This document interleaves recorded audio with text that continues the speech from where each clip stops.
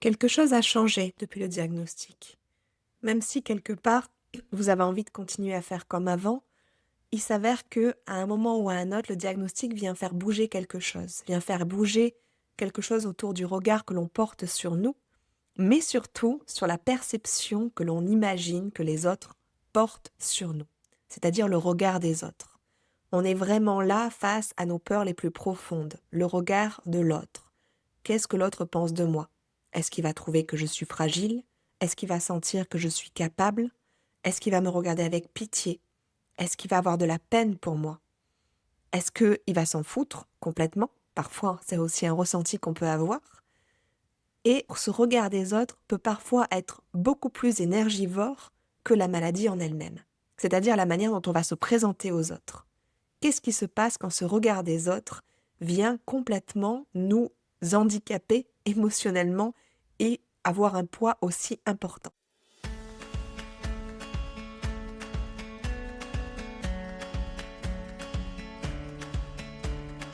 Bonjour et bienvenue dans le podcast S'apaiser, trouver l'équilibre face à la maladie.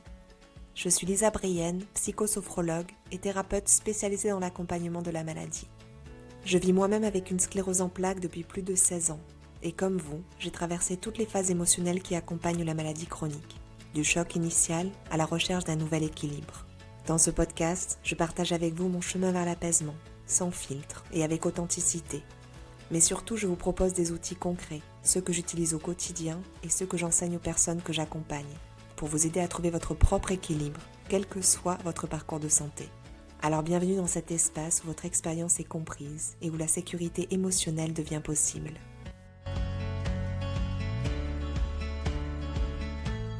Bonjour et bienvenue dans ce nouvel épisode du podcast.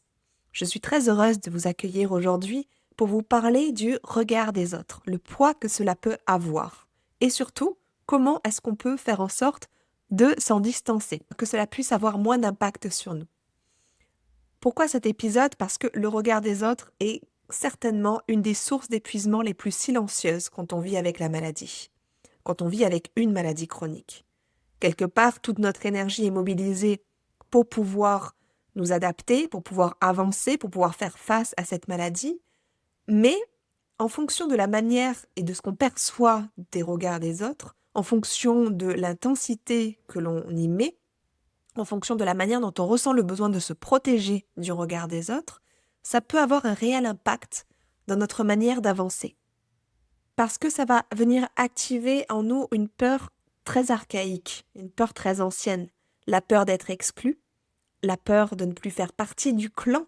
C'est très archaïque, de toute façon, nous sommes un animal social, et si nous n'appartenons pas à une meute, si nous n'appartenons pas à un clan, si nous sommes exclus, alors nous risquons de mourir. Là, je vous parle de peur très très archaïque, pas quelque chose qui pourrait potentiellement arriver aujourd'hui. Mais le sentiment d'être mis à l'écart, le sentiment de ne plus être capable, le sentiment de ne plus pouvoir et d'avoir l'impression que les autres ont cette perception de nous, alors forcément ça va venir nous fragiliser. Alors, le but de cet épisode aujourd'hui est de vous parler de ce regard des autres, pourquoi ce regard des autres pèse autant quand on est malade. Qu'est-ce que ce regard vient réveiller en nous? Qu'est-ce que ça vient clairement venir activer en nous? Et ce qui parfois, quelque part, n'a pas forcément à voir avec les autres. Ça parle vraiment de ce que nous, on perçoit, mais qui n'est pas forcément la vérité de l'autre côté.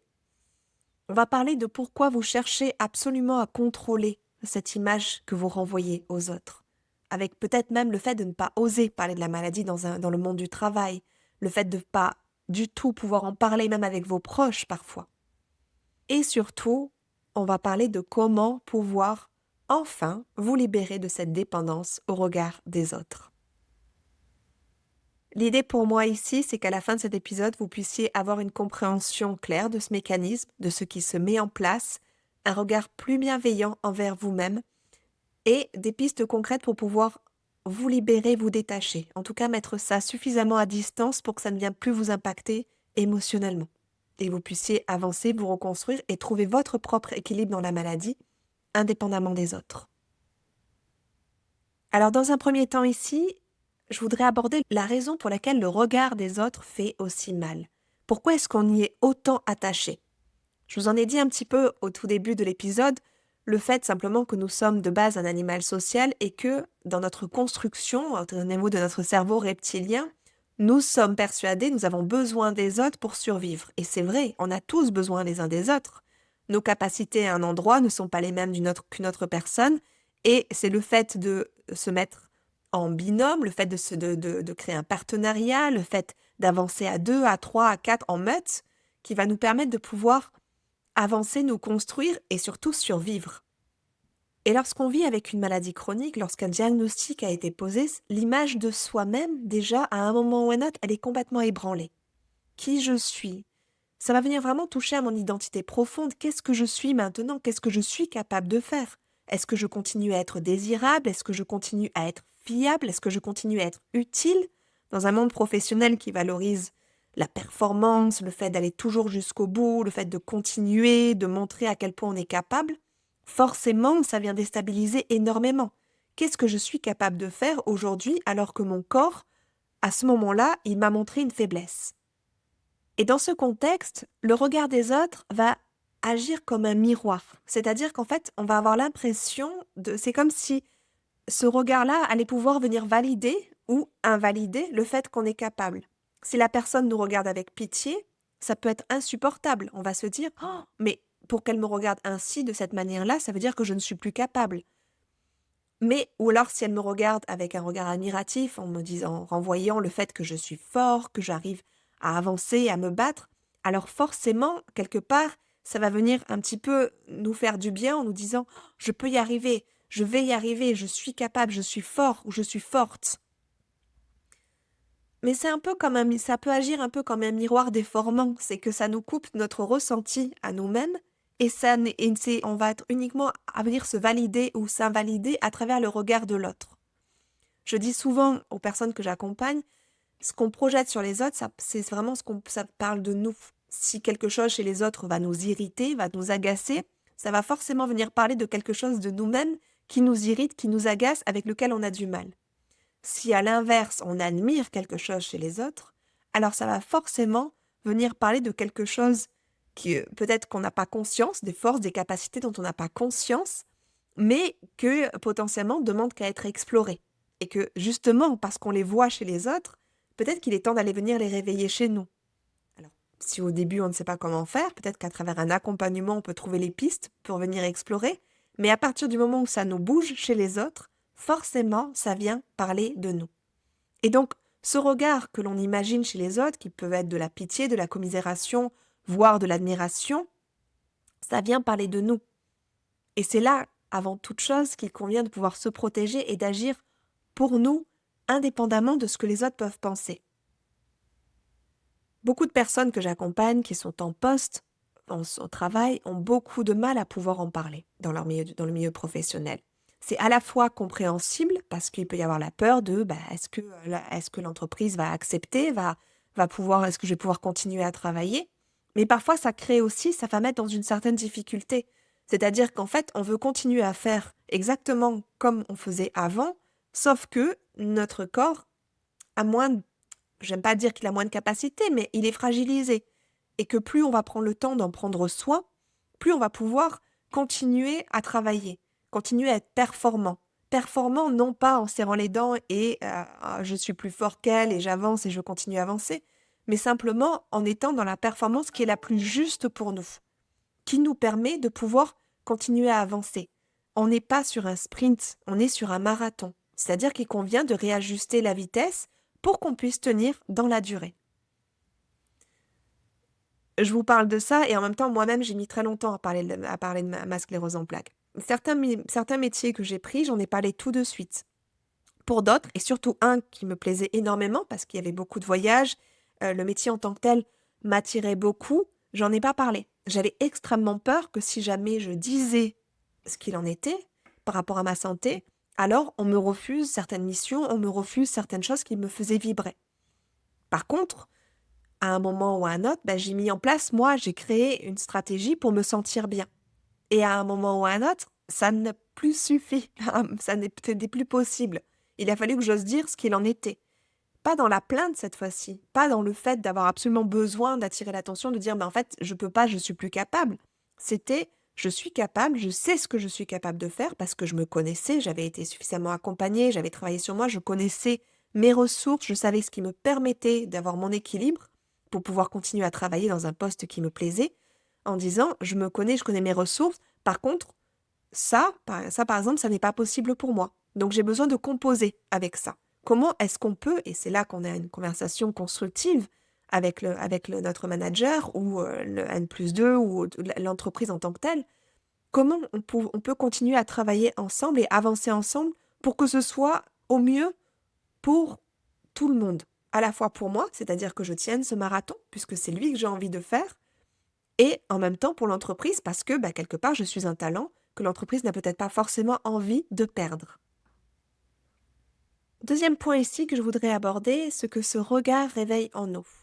Une fois de plus, ça parle de la projection, ce que l'on a en nous. C'est-à-dire que ce qu'on imagine, ce qu'on imagine que l'autre ce que le, ah, je reprends. Ce qu'on imagine que l'autre voit chez nous, la plupart du temps, c'est ce qu'on voit, c'est quelque chose en nous que potentiellement on a envie de cacher. Ou alors qu'on a envie de faire éclore et de montrer encore plus.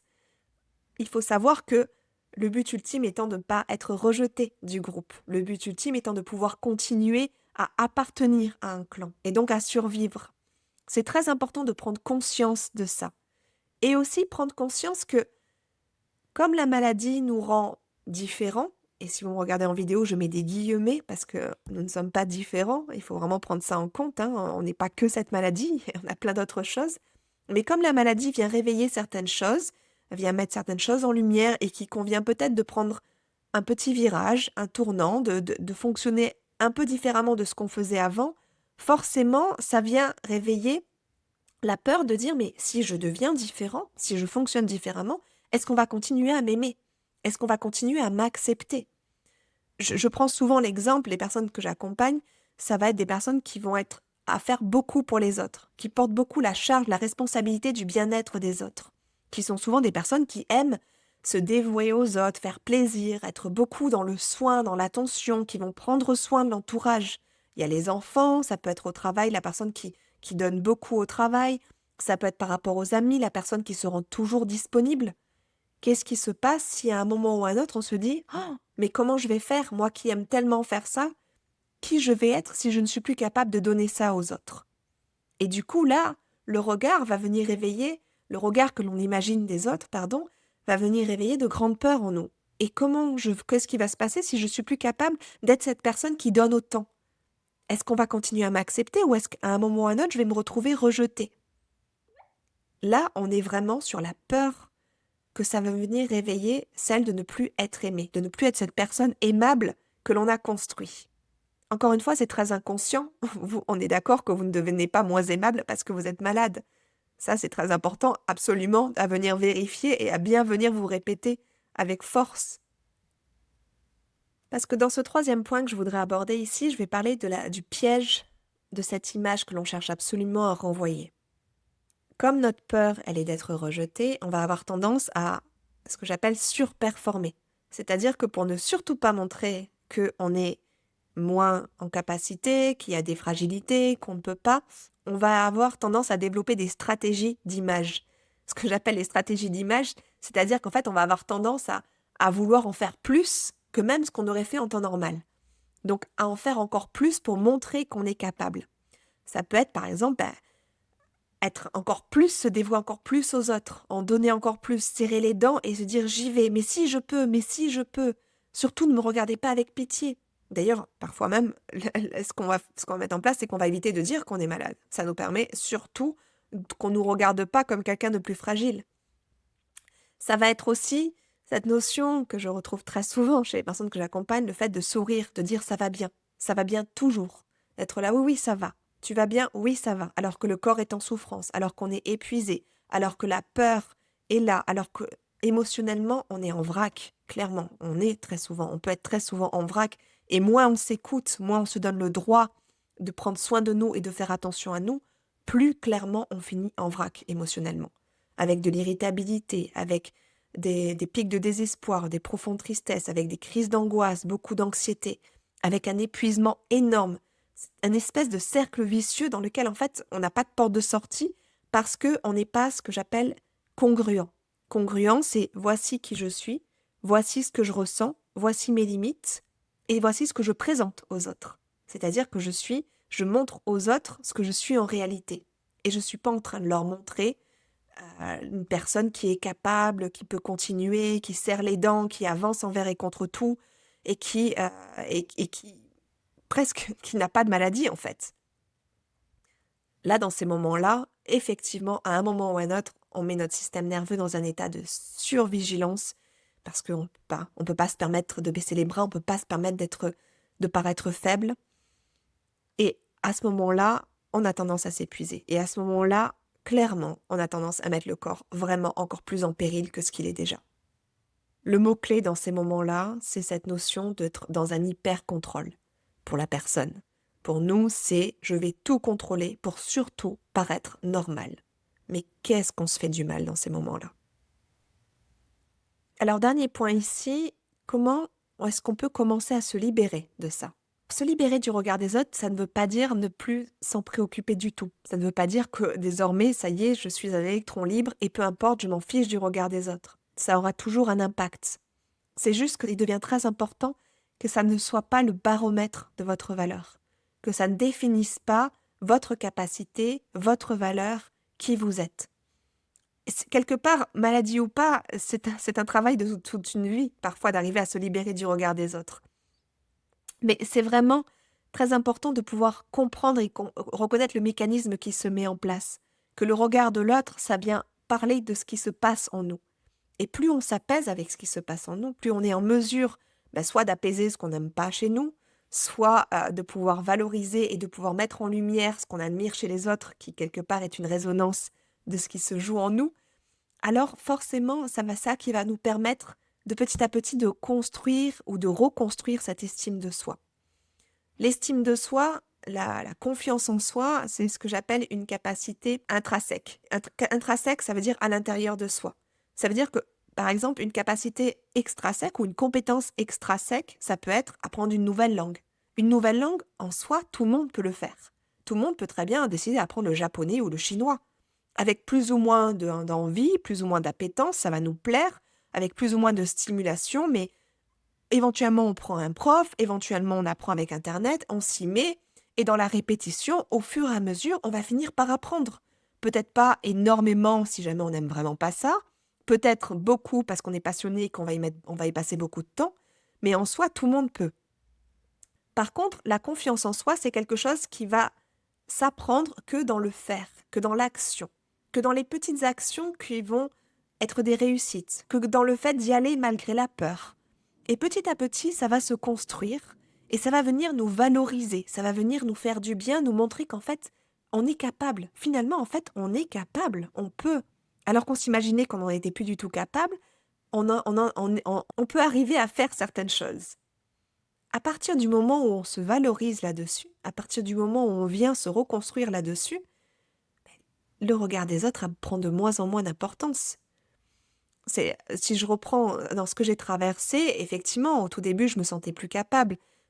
Moi qui me destinais à une carrière internationale, à vivre en expatriation, forcément, c'est venu mettre un coup d'arrêt énorme, se dire mais je vais pas pouvoir m'expatrier, je suis plus capable, et qu'est-ce que je vais pouvoir faire comme métier? Et je vais plus jamais arriver à travailler, à faire ce qui me plaît, ce qui me faisait vibrer. Forcément, en termes d'estime de moi-même, c'était très très difficile. À ce moment-là, je me construisais, ma valeur, elle était dans un métier qui se voulait l'international. Encore une fois, évidemment, il a fallu que je déconstruise beaucoup de choses et que je trouve ma valeur autrement. Et à partir du moment où ça a été ça, à partir du moment où j'ai pu trouver, que j'ai pu mettre le doigt là-dessus, j'ai été accompagnée pour faire ça. C'est sûr, ça n'est pas un travail qui a pu se faire tout seul parce que j'avais pas cette ressource à ce moment-là. J'avais 23 ans, j'étais jeune et j'avais pas assez d'outils pour pouvoir avancer avec ça.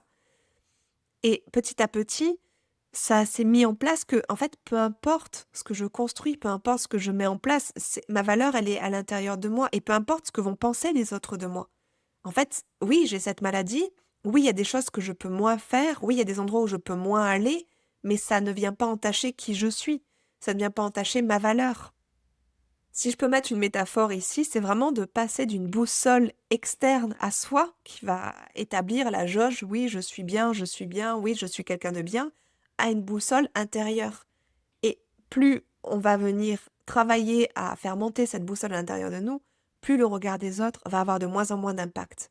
Et plus on va être en mesure de pouvoir se présenter, par exemple, dans un poste en disant, bah oui, j'ai cette maladie, je fais avec ça, mais ça n'empêche pas que je suis capable et que je sais que je peux être compétent pour continuer à travailler de la sorte, pour continuer à avancer dans ce qui va faire du bien autour de moi. Concrètement, ça commence par observer, sans jugement, les moments où le regard des autres devient paralysant. Se poser la question, est-ce que ça parle de l'autre? Est-ce que vraiment c'est quelque chose qui me parle à moi? Venir questionner, est-ce que cette crainte est amplifiée par la peur du regard de l'autre ou est-ce que c'est vraiment une peur que j'ai moi, intérieurement? Vous rappelez que vous avez le droit d'être vu tel que vous êtes, vraiment, et que quelque part, s'il y avait bien quelque chose que j'ai à venir dire ici, on fait tous du mieux qu'on peut, vraiment, à chaque instant. Et croyez-moi, ceux qui jugent sont les premiers qui, encore une fois, avec cette histoire de miroir, ces personnes qui vous jugent sont les premiers qui, quelque part, ça vient parler d'eux. Les personnes qui ont peur pour vous, c'est qu'en fait, elles ont peur pour elles. Les personnes qui vont regarder ça et qui vont être dans l'empathie, dans la pitié, c'est qu'en fait, ça vient parler d'elles et de la peur qu'elles peuvent avoir pour elles, pour leurs proches. Ça ne parle pas de votre capacité à vous, vraiment. En conclusion ici, pour finir cet épisode, je voudrais que vous reteniez 3 choses. Le regard des autres pèse autant parce que votre regard sur vous-même est encore fragilisé. Plus vous allez venir travailler sur ça, rendre plus fort ce regard sur vous et reprendre confiance en vous, moins le regard des autres va peser. Ici, tout ce que vous mettez en place pour essayer de continuer à paraître fort, à être capable, à être puissant, quelque part toute cette gestion de l'image que vous voulez, que vous mettez en place pour que ça rende l'image la plus performante, ça va vous épuiser autant que la maladie. Vous n'êtes pas congruent, vous n'êtes pas en phase avec vous, et forcément à un moment ou à un autre, le corps y déraille. Ça ne lui convient pas, ça épuise. Vous n'avez pas besoin de la validation des autres pour avoir le droit d'exister, vraiment. Et certainement encore moins avec une maladie. C'est vous et vous-même qui pouvez créer votre propre équilibre, votre propre stratégie pour vous sentir bien. Laissez aux autres ce qui leur appartient, occupez-vous de vous, et encore une fois, vous faites du mieux que vous pouvez avec ce que vous vivez. Et les autres aussi, croyez-moi. Si cet épisode vous a parlé, n'hésitez pas à laisser un commentaire, un avis 5 étoiles sur la plateforme de votre choix. N'hésitez pas à vous abonner à la chaîne YouTube si vous regardez cet épisode en vidéo. Si vous avez des questions, n'hésitez pas à les poser en commentaire ou n'hésitez pas à me les envoyer par email. Je me ferai un plaisir de vous répondre. Toutes les ressources dont je parle dans cet épisode sont dans la description. Et je vous souhaite à tous et toutes une excellente journée, soirée, fin d'après-midi, où que vous soyez. Et je vous dis à très bientôt dans un nouvel épisode. Au revoir.